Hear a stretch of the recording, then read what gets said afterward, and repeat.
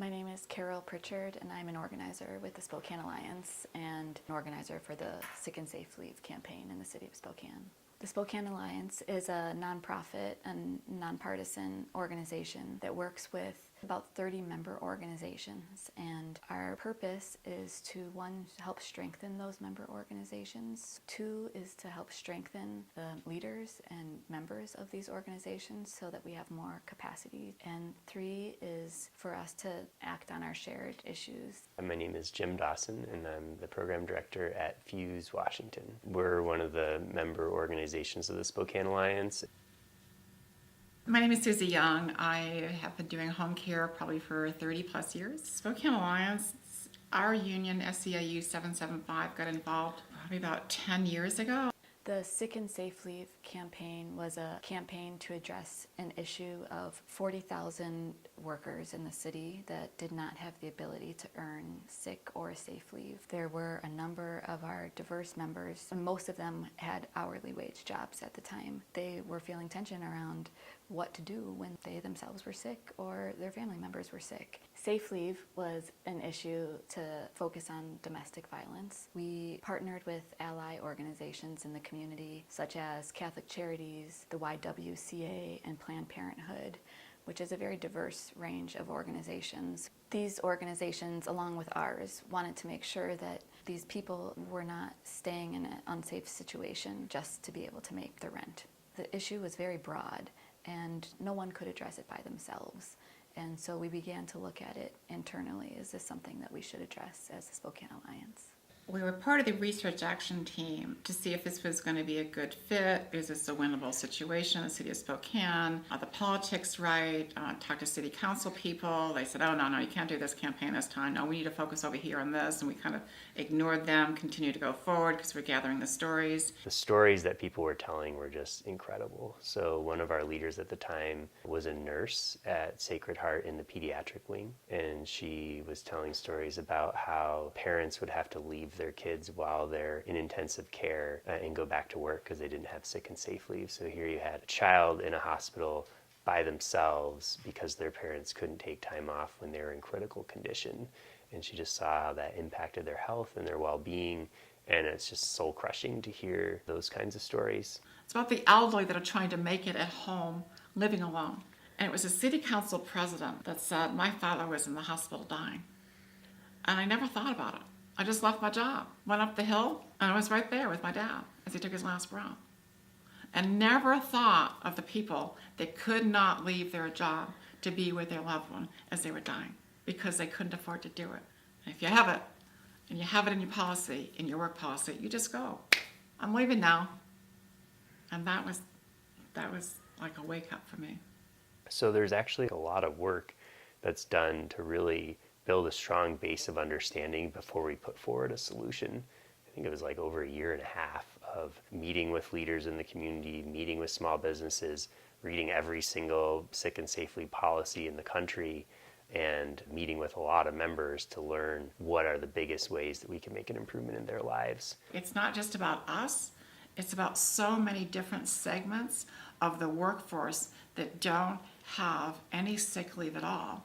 And this is not a healthy thing for the city. The guy at the deli that's slicing my roast beef, who knows what I'm going to get from that roast beef because he's there sick. It's like this domino effect of how many people are really impacted because this worker over here doesn't have any time off. We had a number of doctors and nurses that got behind this issue because they wanted to help create the opportunity for people to get their healthcare needs addressed as soon as it became something that needed to be addressed. We reached out to the Spokane Regional Health District to see if they'd work with us on creating a report on how the lack of sick and safe leave has affected the Spokane community. After a significant amount of organizing, the city council brought it to a vote and it passed. And soon after this was passed at city council, the mayor vetoed it. So we had to make a strategic decision, an internal decision. Do we want to work to get the city council to override his veto, or do we just accept this as a loss? So the stories were so horrific, I thought, this has to go forward. We had a couple of follow-up actions when the mayor decided to veto the bill to make sure that we overturned that veto.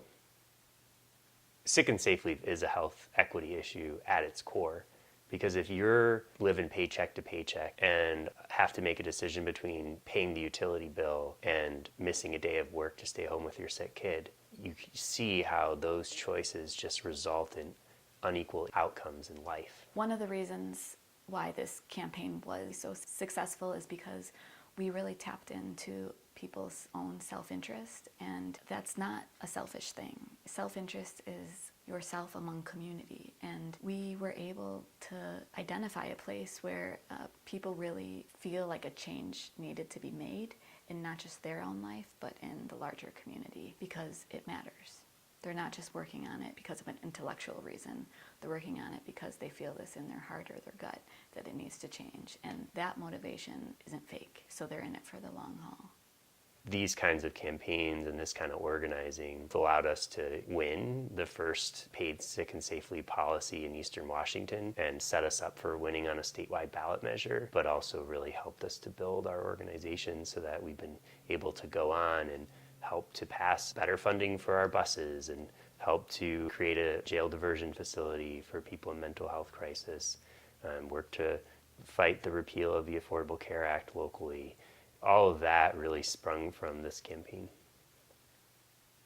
I can say that organizing does increase people's own health because there is a change in how I've seen people carry themselves. When people begin to see that it's not just because of themselves, it's because of how our society is organized why they're struggling, there is a sense of anger for sure, but also hope and connection to others that they have never had before.